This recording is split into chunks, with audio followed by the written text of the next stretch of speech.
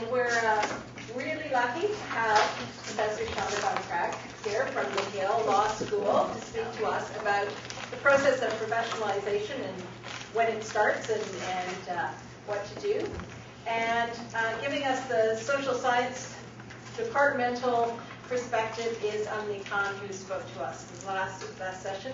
Shauna teaches here at McGill Law School, and we thought it would be a good idea to have somebody from a non-law faculty to give a different side of things. So, without further ado, okay, thanks. Okay, now can I come and sit?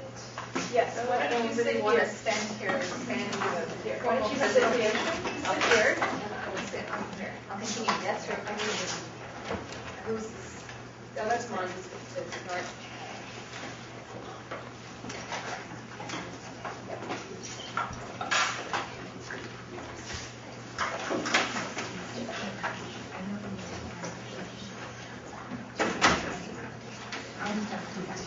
Yeah.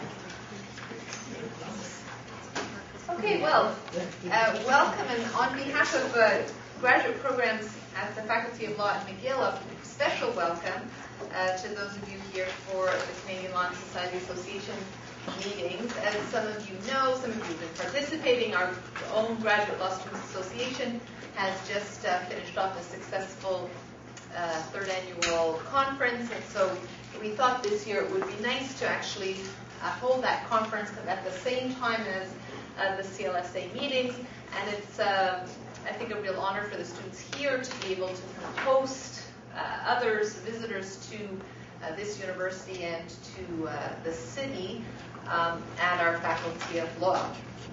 And I hope that in addition to this afternoon that you're going to all be taking advantage of what looks like a very interesting program and schedule for CLSA, for the CLSA meetings this year.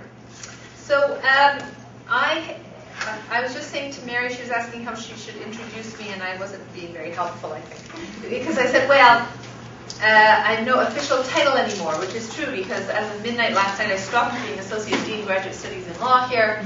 All that means, it seems, as I came into the office today, was that I'm busier than ever with Associate Dean Graduate Studies stuff, as I try to kind of move through transition and get everything ready for the next person.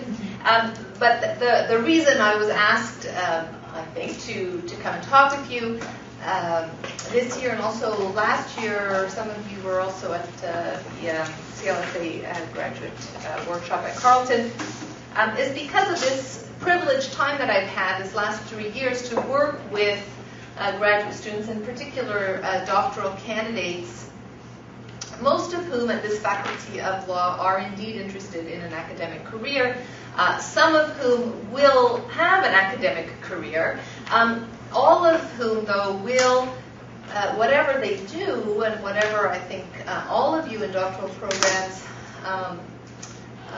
in universities across Canada at the moment will do, whether you officially become professors or not, is use the kinds of talents and skills that are associated with your research and writing, but also particularly associated with communication and sharing of your ideas. So skills that we usually think of as teaching related.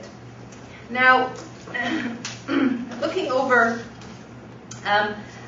your program, I know that you've just talked about kind of ways in which you can imagine being and should feel courageous to be creative and provocative in the classroom.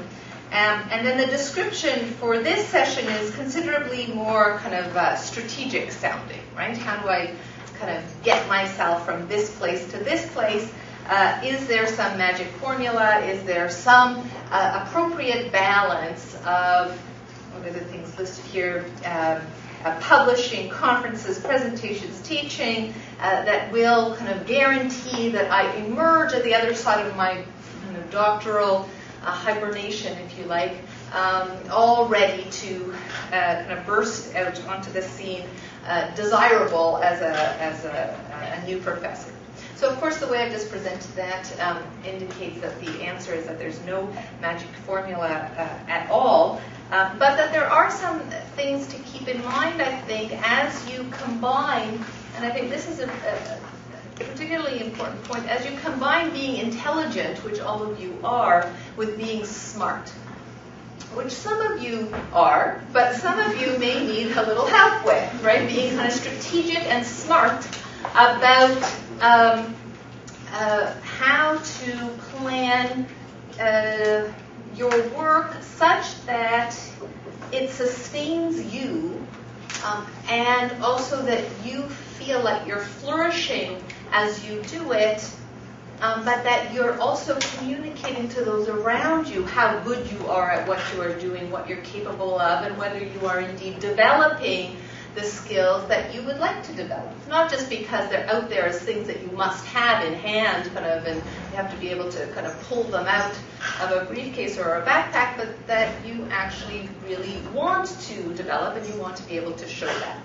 And I think that that's actually one of the biggest challenges for many doctoral students. And many doctoral students go through their program kind of feeling like I know that I'm a smart person, I know that I'm intelligent, I have kind of intellectual curiosity, but why is that other person over there, right? Even if that person is a good friend and colleague and peer, but how come he or she seems to be just kind of so together and able to be strategic in planning the weeks and months and years, and doesn't seem to be kind of falling into the same black hole and that I'm falling into? Well, first of all doctoral candidates, as far as I can tell, come and tell me or someone else at some point when I was associate dean that they indeed feel like they're not so strategic and kind of on a path, even if they're good at acting like they are. So first of all, you shouldn't think that some of you in the room are kind of good at this already and that some of you are kind of behind the 8 ball on it.